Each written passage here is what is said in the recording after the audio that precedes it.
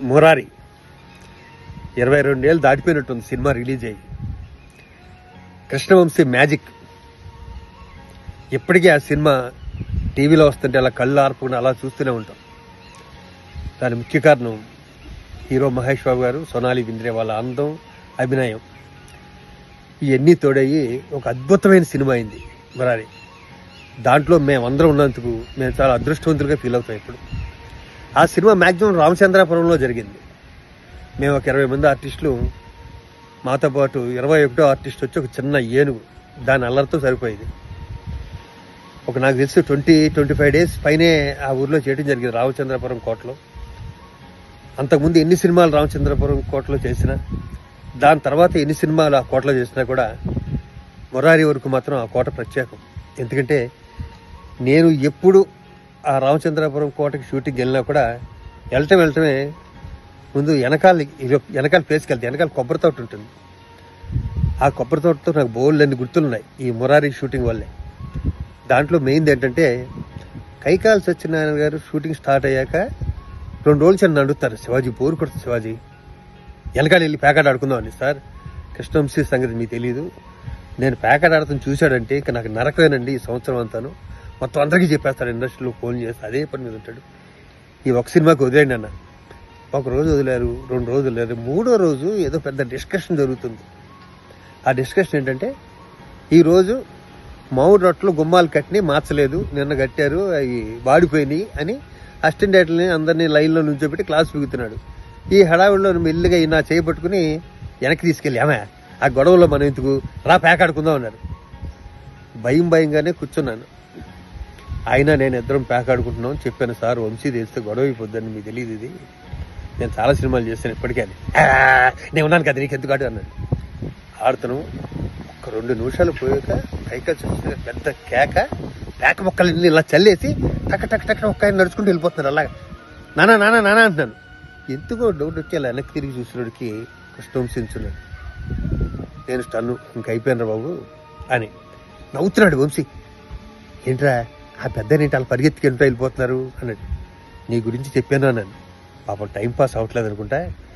సరే, ఆయన వయసుకు తగ్గవాడు నువ్వు ఒక్కడే ఉన్నావు అక్కడ, ఆయన కొంచెం కంపెనీ ఇస్తున్నాను. అమ్మయ్య బతికిపోయాను అనుకున్నాం. ఈ విషయం వంశీ నేను చాలాసార్లు గుర్తు చేసుకుంటాం. ఆయన పరిగెట్టడం అన్నది ఇప్పటికీ నా కళ్ళ ముందు ఉంటుంది. అలాగే కైకాల సత్యనారాయణ గారు లాంటి ఒక లెజెండ్ పర్సన్ ఆయన ఇండస్ట్రీకి వచ్చినోడికి నేను మా కృష్ణవంశీ పుట్టుండం.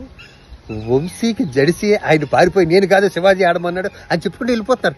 వెళ్ళిపోయి మేమిద్దరం లొకేషన్కి వెళ్ళినోడికి అక్కడ లక్ష్మి గారు అందరూ ఉంటే మధ్యలో కూర్చున్నాడు ఆయన సంటిపిల్లలాగా. నా జీవితంలో మర్చిపోలేని మురారికి జరిగిన సంఘటన. ఇంకా సినిమా సూపర్ డూపర్ హిట్ అయిపోయింది, అది అందరికీ తెలిసిందే. సినిమాలో ప్రతి ఫ్రేము అందరికీ గుర్తుంటుంది. సినిమా వెనకాల జరిగిన విషయాలు ఇప్పుడు 20 ఏళ్ళ తర్వాత గుర్తించుకోవడం చాలా గొప్పగా ఉంటుంది. మహేష్ బాబు గారు చుట్టాలు ఎవరో ఉన్నారు రామచంద్రపురం దగ్గరలో. ఆయనకి రోజు మధ్యాహ్నం క్యారేజీ వచ్చేది. స్టార్టింగ్లోనూ రాజుగారు రండి, నాకు పెద్ద క్యారేజీ వస్తుంది, మనం భోంచేద్దామని నన్ను ఆర్టిస్టు చిన్న, మీ ఇద్దరం బ్రదర్స్ క్యారెక్టర్ దాంట్లో మా ఇద్దరిని పిలిచి 2-3 రోజులు పాపం ఆయనే చేస్తాను. ఒక రోజు మాకు లేట్ అయితే, బ్రేక్ చేయడం లేట్ అయితే ఆయన అంతసేపు వెయిట్ చేసి మహేష్ మా గురించి వచ్చి ఆ 2:30కి ఎప్పుడో ఆయన తినడం జరిగింది. ఇలాంటి ఎన్ని ఎంత చెప్పుకున్నా తప్పే ఆ సినిమా గురించి. రోజు కూడా జరిగేది. ఈరోజు ఇంతగా ఎక్కువ మంది ఆర్టిస్టులు దాంట్లో, అలాగే టైం అంటే టైంకి వచ్చేసే వాళ్ళందరూ చాలా ఎంజాయ్ చేసి మేము ఎంత ఎంజాయ్ చేసాము. సినిమా అంత సూపర్ డూపర్ హిట్ అయింది. దీని వెనకాల ప్రొడ్యూసర్ మా రామలింగేశ్వర గారు, అలాగే నా కృష్ణవంశీ, మా హీరో మహేష్ బాబు గారు, వెనకాల మ్యూజిక్ డైరెక్షన్ కానీ, ఆ దాంట్లో ఉన్న సాంగ్స్ కానీ, మా అల్లరి కానీ, హీరోయిన్స్ అల్లరి కానీ, ఇవన్నీ జీవితాంతం గుర్తుంటాయి. ఈ సినిమా రిలీజ్ అవుతుంది ఆగస్ట్ 9th. మీరు తప్పకుండా చూడండి. మేము కూడా వచ్చే సినిమా చూస్తాం. ఇంత మంచి సినిమాలు అవకాశం ఇచ్చినందుకు ప్రతి ఒక్కరికి, మా వంశీతో పాటు మా రామలింగేశ్వర గారు, మా హీరో మహేష్ బాబు గారు, అందరికీ హృదయపూర్వకంగా కృతజ్ఞతలు తెలుపుకుంటూ, సినిమా అయిపోయాక చెప్తాను. మెయిన్ సినిమా రిలీజు అది February 20th తర్వాత ఇప్పుడు థర్డ్ వీక్. ఆ రోజు రిలీజు అంతా హడావుడిగా ఉంటుంది కదా. నాకు కృష్ణ గారి డైరెక్షన్లోనే ఆయన సొంత సినిమా పద్మాలయలో షూటింగ్ చేస్తున్నాను. నేను, ఏవిఎస్ గారు, బాబుమోహన్ గారు, ఎవరెవరు ఉన్నాం ఆ రోజు. ఒక పెద్ద పోస్టర్ బొట్టు పెట్టుకుని మహేష్ బాబు ఆ స్టూడియోలో అక్కడే శివాజీని ఈ సినిమాలో చేశాడా, ఇక్కడ పెట్టి ఇక్కడ తీసేయండి సీను ఈ పోస్టర్ దగ్గరని మహేష్ బాబు పోస్టర్ దగ్గర కృష్ణ ఎవరు లేరు, కృష్ణ గారు ఒక్కనే ఉన్నారు, ఆయనే డైరెక్షన్. ఒక అరగంట పోయాక 9:30, 10కి ఒక్కొక్కరు వస్తున్నారు మెల్లిగా.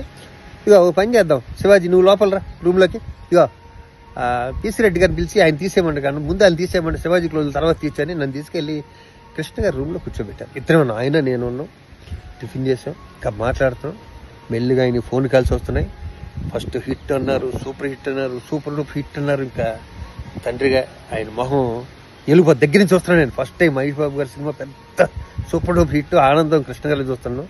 కట్ చేస్తే కేకులు బొకేలు అన్నీ వచ్చినాయి. ప్రతి కేకు నాకు పెడతాను మొత్తం. ఈ షూటింగ్ చేయం, ఎక్కడ కూర్చుంటావు, వెళ్ళి అక్కడ అందరూ వెయిటింగ్ వెళ్ళాను. అప్పటి వరకు ప్రేమగా చూసి కృష్ణ గారు నన్ను, సినిమా సూపర్ డూపర్ హిట్ అయిపోయింది, జనం కూడా ఎక్కువ అయిపోయాడికి పక్క నవ్వేసి నన్ను షూటింగ్ పంపించి తర్వాత ఈవినింగ్ ఎప్పుడు వచ్చి మిగతా షూటింగ్ ఆయన కంప్లీట్ చేస్తారు. అలాగే సినిమాలో మహేష్ బాబు గారితోనూ రిలీజ్ రోజు కృష్ణ గారితోనూ ఉండే అదృష్టం నాకు కలిగింది. Thank you Krishna Vamsi, love you Mahesh Babu, thank you. 9th డెఫినెట్గా ఈ సినిమా చూస్తామండి.